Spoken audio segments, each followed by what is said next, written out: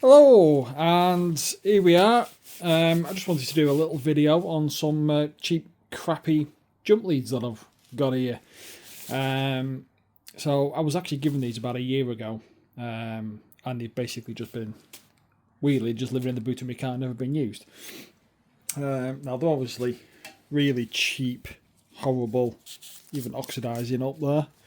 Let's pull that back. You can probably, let's see if we can actually get it to see. I don't think we're going to be able to get it to focus.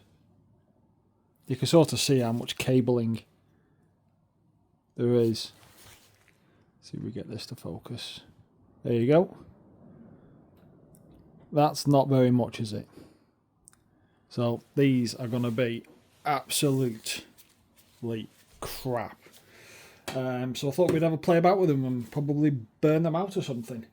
So first thing we're going to do, we're just going to see if they'll actually pass an earth test. So we've got the Urasa tester hooked up here, and we're effectively going to treat it as though it's an earth on a car. So if it fails that, then they're not going to really work very well, are they? So we've just got to pop this over onto here. We'll see, and then we have to go from here to here again,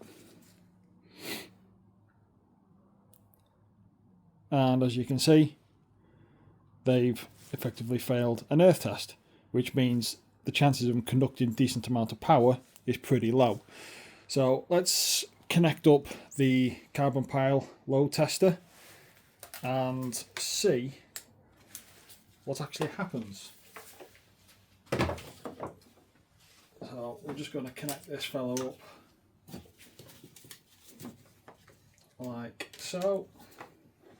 Put that there, and then we'll see what actually happens. Let's see if we can move this a little bit closer to the phone. Whoop, we've zoomed in far too much there.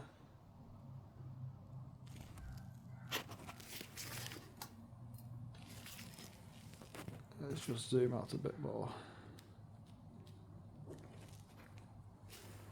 There we go. So we're on a 730 amp battery. We're probably not going to go that far. And we'll see what actually happens.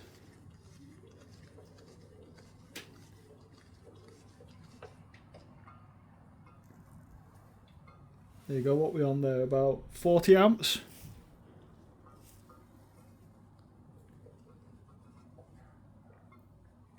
There's 50. Look at the voltage dropping right down there. There you go, that's maximum. So those jump leads will probably cope with about 40 amps, which is pretty dire. Let's get these off. Get these out of the way. And then we'll see. We'll just connect it up to the battery just to show that we do have a healthy battery. There we go. Directly to the battery now.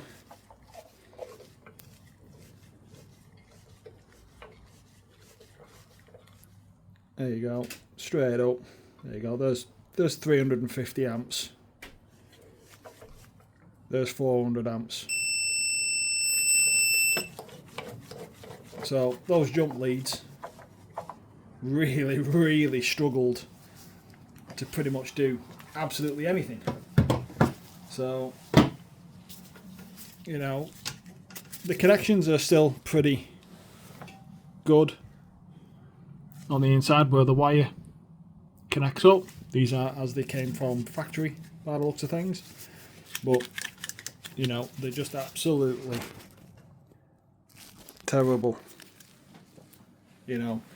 So jump leads, cheap ones,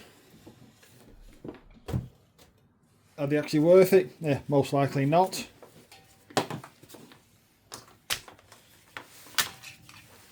I've got a decent set here. I'm going to do a little comparison, do a separate video on. Here we go. These are made by Ring. Just look at the difference in the thickness of the cables. And even if we pull that right through, you can see how much, you know, copper wire we actually have in there.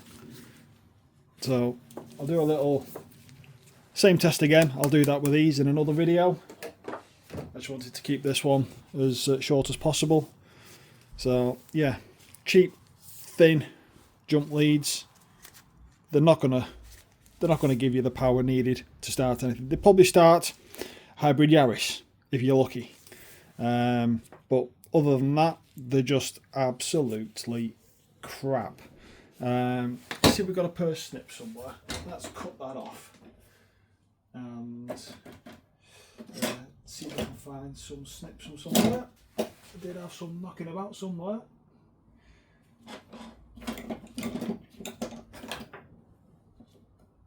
Here we go. Let's take these out. There you go. Let's just cut this off here. There we go.